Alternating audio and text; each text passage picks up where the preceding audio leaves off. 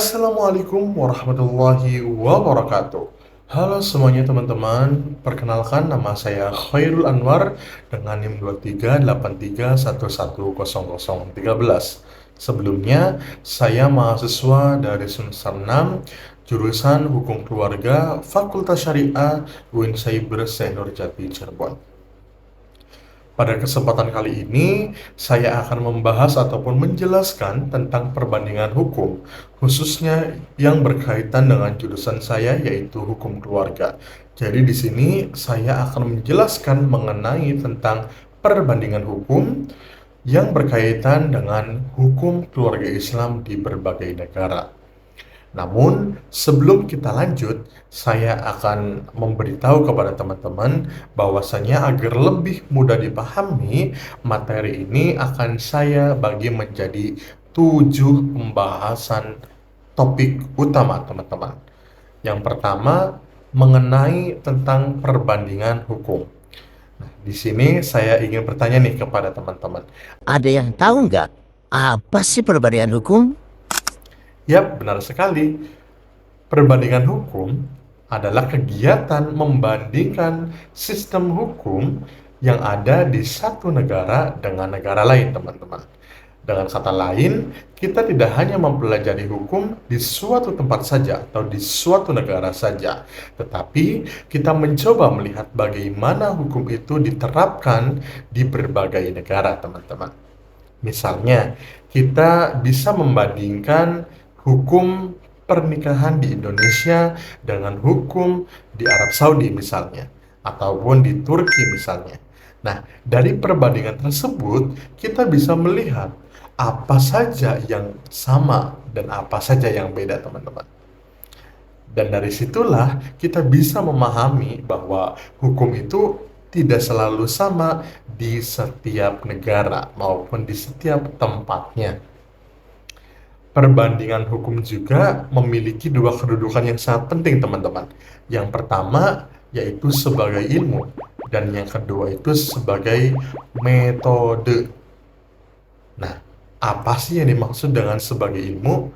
Jadi, maksud di sini itu bisa dipelajari secara khusus di dunia pendidikan, teman-teman. Misalnya di universitas maupun di sekolah-sekolah. Dan apa sih yang dimaksud sebagai metode? Nah, jadi yang dimaksud sebagai metode ini yaitu sebagai alat untuk menganalisis hukum. Perbandingan hukum itu tidak hanya sekedar teori, teman-teman, tetapi juga digunakan untuk memahami dan juga untuk menilai sistem hukum. Nah, selain kedudukan juga, ada juga tujuan dari perbandingan hukum, teman-teman. Jadi tujuan perbandingan hukum yang pertama untuk mengetahui persamaan dan perbedaan sistem hukum, serta untuk membantu memperbaiki hukum di suatu negara, teman-teman. Nah, dengan mempelajari hukum di negara lain, kita bisa mengambil hal-hal yang baik dan menyesuaikan dengan kondisi masyarakat kita. Selanjutnya, kita akan membahas mengenai tentang metode perbandingan hukum, teman-teman. Nah, dalam melakukan perbandingan hukum, langkah pertama yang harus dilakukan yaitu melihat persamaan dan perbedaan. Sekali lagi, melihat apa? Melihat persamaan dan perbedaan. Nah, itulah hal yang dasar dari semua analisis, teman-teman. Kemudian ada yang namanya pendekatan makro dan mikro.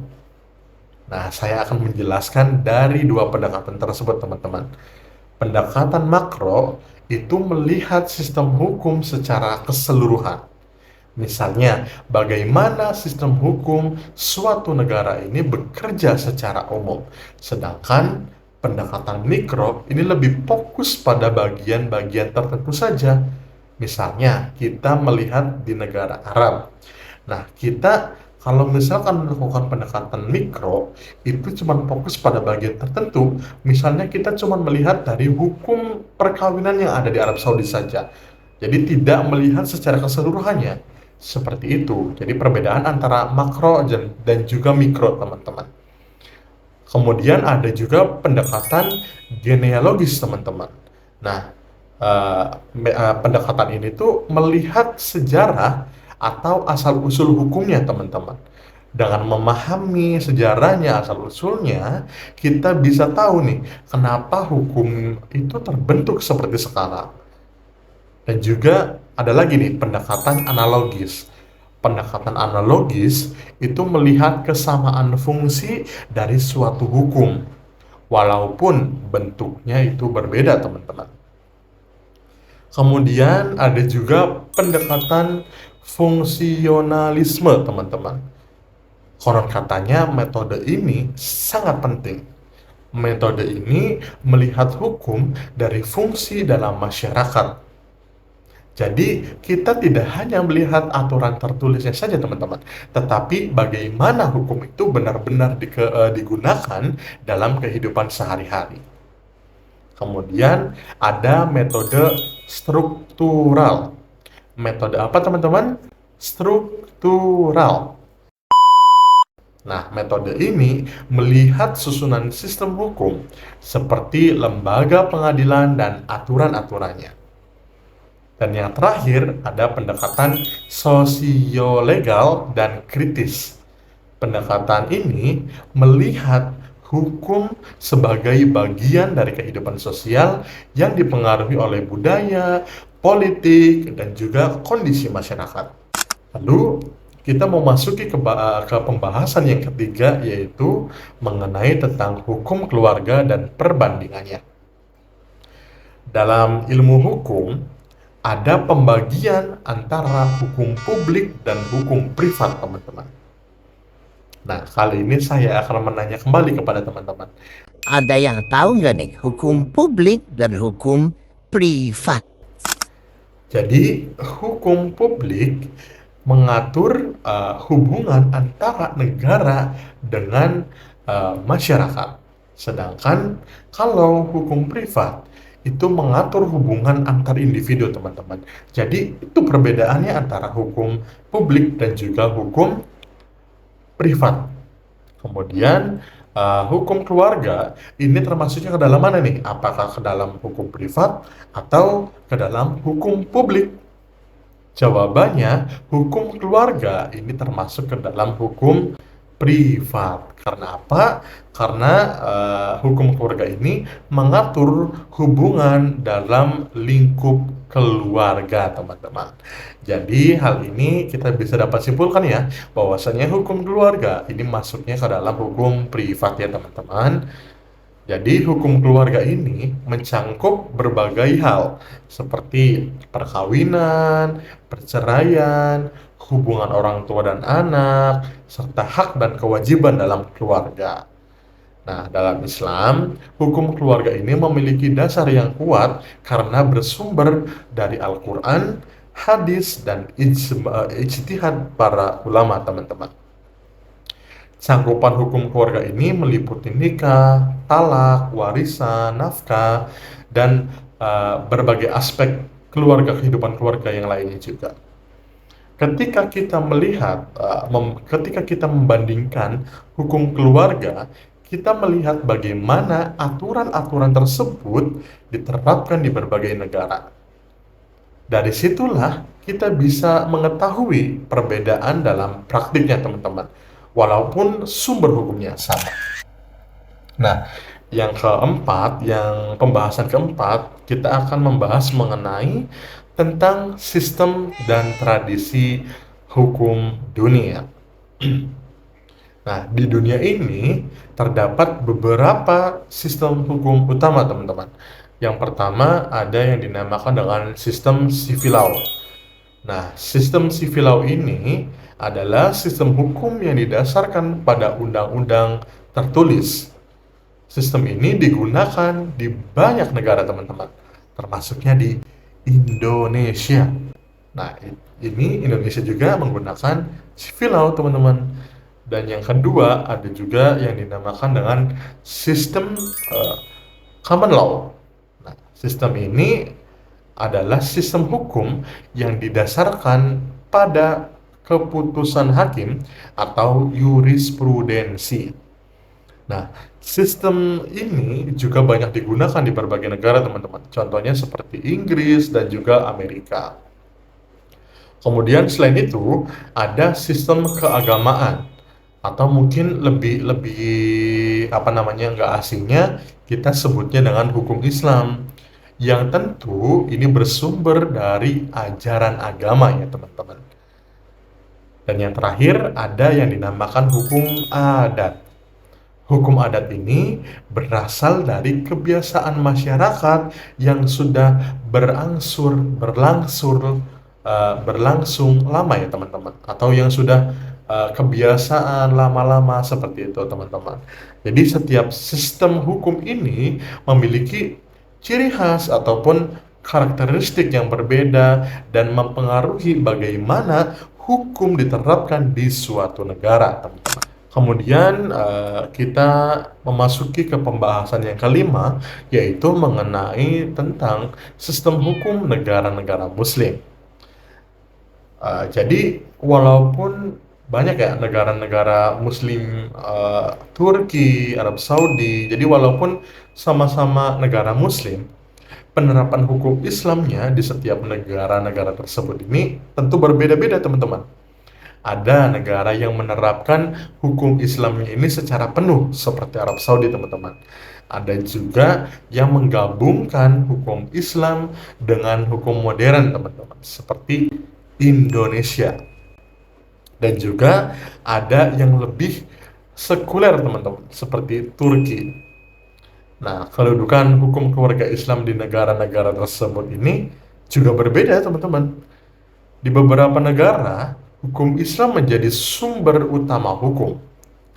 Di negara lain, hukum Islam hanya digunakan dalam bidang tertentu, seperti hukum keluarga ini. Nah, hal ini bisa menunjukkan bahwasanya hukum Islam dalam praktiknya ini bisa beragam tergantung pada kondisi sosial dan politik suatu negara, teman-teman. Kemudian pada pembahasan yang terakhir, yang keenam ya. Yang keenam ini mengenai tentang kodifikasi dan pembaharuan hukum keluarga Islam. Apa sih itu kodifikasi teman-teman? Ada yang tahu nggak nih? Kodifikasi itu proses mengubah hukum menjadi bentuk undang-undang tertulis, teman-teman. Tentu tujuannya agar hukum lebih jelas dan teratur, dan tentu mudah diterapkan. Kodifikasi hukum keluarga Islam ini pertama kali berkembang di negara seperti Turki dan juga Mesir, teman-teman. Nah, seiring dengan berjalannya waktu, banyak bangsa Arab, banyak negara Arab yang mulai melakukan kodifikasi keluarga, hukum keluarga mereka ya. Jadi banyak sekali negara-negara Muslim yang sudah mulai melakukan kodifikasi hukum keluarga mereka, teman-teman. Dalam proses ini terjadi pembaruan hukum, teman-teman. Pembaruan ini bertujuan untuk menyesuaikan hukum dengan perkembangan zaman, teman-teman.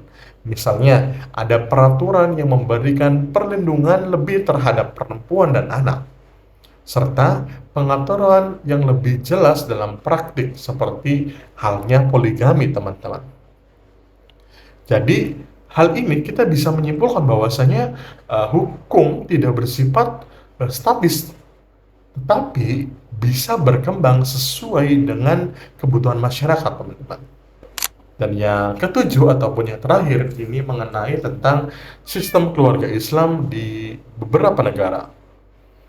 Jadi pada pembahasan kali ini, pada bab ataupun pada pembahasan yang ketujuh, akan saya fokuskan kepada sejarah, sumber hukum, dan juga ketentuan hukum keluarganya. Yang pertama yaitu Arab Saudi, teman-teman. Dari sejarahnya, sistem hukum di Arab Saudi ini berkembang sejak berdirinya negara tersebut yang sangat erat dengan kaitannya gerakan reformasi Islam yang dipelopori oleh Muhammad bin Abdul Wahab, teman-teman. Sejak saat itu, ajaran Islam, khususnya mazhab Hambali, ini menjadi dasar utama dalam kehidupan bernegara, teman-teman. Nah, sistem hukum di Arab Saudi ini tidak banyak dipengaruhi oleh sistem hukum Barat, sehingga karakter hukumnya ini sangat kental dengan prinsip-prinsip syariah, teman-teman. Kalau dari segi sumber hukumnya, tentu ya Arab Saudi ini menjadikan Al-Quran dan juga hadis sebagai sumber utama hukumnya. Selain itu, ada juga ijtihad, khususnya dari mazhab Hambali, teman-teman, yang menjadi rujukan penting dalam menyelesaikan sebuah perkara hukum. Kemudian, dalam ketentuan hukum keluarga, Arab Saudi juga mengatur berbagai aspek ini, teman-teman, seperti pernikahan, perceraian, nafkah, dan perwalian. Dalam perwalian, keberadaan wali ini merupakan syarat yang harus diperlukan atau notabene wajib, teman-teman. Selain itu, dalam praktik perceraian, ini dikenal dengan konsep talak yang memiliki kekuatan hukum, teman-teman. Meskipun dalam perkembangannya ini mulai melibatkan pengadilan untuk memberikan kepastian hukum. Jadi hukum keluarga di Arab Saudi ini menunjukkan bahwasannya penerapan syariah yang relatif lebih ketat dibandingkan negara lain, teman-teman. Lalu yang kedua, ada negara Iran. Jadi sistem hukum di Iran ini mengalami perubahan besar setelah Revolusi Islam tahun 1979, teman-teman. Sejak itu, Iran menegaskan diri sebagai negara yang menerapkan prinsip-prinsip hukum Islam yang berdasarkan mazhab Syiah Imamiyah, teman-teman. Nah, dari segi sumber hukumnya, Iran menggunakan Al-Quran dan juga hadis serta ijtihad ulama Syiah sebagai dasar utama hukumnya. Selain itu, negara juga memiliki peran dalam membentuk undang-undang yang tetap berlandaskan prinsip-prinsip Islam. Selain itu, dalam ketentuan hukum keluarga, Iran juga sudah melakukan kodifikasi hukum, sehingga aturan mengenai pernikahan, perceraian, hak dan kewajiban suami istri, serta hak anak ini sudah diatur secara tertulis, teman-teman. Misalnya, dalam pernikahan terdapat aturan mengenai mahar dan persetujuan kedua belah pihak. Kemudian dalam hal perceraian, ini meskipun suami memiliki hak talak, namun prosesnya tetap diatur melalui pengadilan, teman-teman. Jadi, menunjukkan adanya kombinasi antara hukum Islam dan sistem hukum modern. Lalu yang ketiga, ada negara dari Brunei Darussalam, teman-teman. Jadi Brunei ini merupakan negara yang secara konsisten mempertahankan identitas Islam dalam sistem pemerintahannya. Jadi penerapan hukum Islamnya ini semakin diperkuat dengan diberlakukannya hukum syariah secara resmi dalam sistem hukum negaranya, teman-teman. Kalau dari aspek sumber hukumnya, tentu Brunei juga menggunakan Al-Quran, hadis, serta peraturan perundang-undangan yang disusun oleh negara sebagai dasar hukumnya, teman-teman. Kemudian dalam ketentuan hukum keluarganya, Brunei juga telah melakukan kodifikasi dalam bentuk undang-undang seperti Islami Family Law.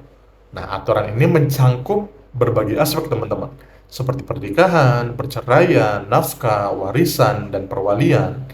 Nah, dalam praktiknya juga, semua perkara keluarga ini diselesaikan melalui pengadilan syariah, sehingga memberikan kepastian hukum yang jelas dan juga mudah dipahami dan terstruktur, teman-teman. Jadi, tadi ya negara Arab Saudi, kemudian ada Iran, dan juga Brunei Darussalam. Tentu dalam praktiknya semua perkaranya pasti diselesaikan melalui pengadilan, teman-teman. Nah, dan yang keempat yaitu negara Maroko. Maroko ini tuh awalnya menerapkan hukum keluarga Islam ini secara tradisional, teman-teman, berdasarkan mazhab Maliki. Namun dengan seiringnya waktu, perkembangan zaman, Maroko ini melakukan reformasi hukum keluarga yang cukup signifikan teman-teman, terutama pada awal abad ke-21. Kalau dari segi sumber hukumnya, Maroko tetap menggunakan Al-Quran dan hadis sebagai dasar hukumnya, tetapi juga menggabungkan dengan prinsip-prinsip hukum modern dalam penyusunan undang-undangnya. Kalau dalam ketentuan hukum keluarga, tentu Maroko juga melakukan kodifikasi melalui undang-undang keluarga yang dikenal dengan istilah namanya itu Mudawanah, kalau nggak salah ya, Mudawanah. Nah, dalam aturan ini terdapat pembaruan penting teman-teman, seperti peningkatan hak perempuan dalam pernikahan dan perceraian, kemudian pembatasan praktik poligami, serta perlindungan terhadap hak anak. Jadi reformasi ini menunjukkan bahwa hukum keluarga Islam ini dapat berkembang sesuai dengan kebutuhan masyarakat modern, teman-teman. Jadi seperti itu penjelasan mengenai tentang sistem hukum, ya, apa namanya itu, bahwasanya penting ya teman-teman, perbandingan hukum ini penting, apalagi kaitannya dengan hukum keluarga Islam di berbagai negara, teman-teman. Ya, mungkin cukup sekian pembahasan kali ini, teman-teman. Semoga kita akan bertemu kembali pada video selanjutnya. Kurang lebihnya mohon maaf jika ada salah kata ataupun mungkin pembahasan kali ini kurang maksimal, mohon dimaafkan. Kurang lebihnya mohon maaf. Wallahu muwaffiq ila aqwamit thoriq. Wassalamualaikum warahmatullahi wabarakatuh. Sampai jumpa kembali pada waktu dan gelombang yang sama. Semoga bisa bertemu kembali di lain kesempatan dan di lain waktu. Kalau tutup, wassalamualaikum warahmatullahi wabarakatuh.